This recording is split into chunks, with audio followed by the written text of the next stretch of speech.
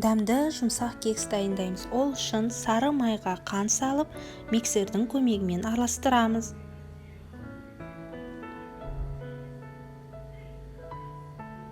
Кейін жұмыртқаларды қосып араластырамыз. Сүт қосамыз, араластырамыз.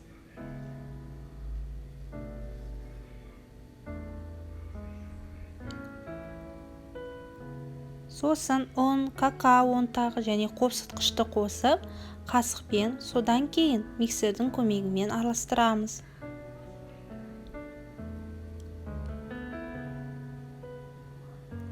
Мейіз, изюм салып араластырамыз. Қамырымыз дайын. Консистенциясы сұйық қаймақ тәрізді болу керек. 180 градуста қызып тұрған пешке 20-25 минут пісіреміз. Дәмді шоколадты кекстеріміз дайын. Астарыңыз дәмді болсын. Сіздермен болған Фатима Алдияр.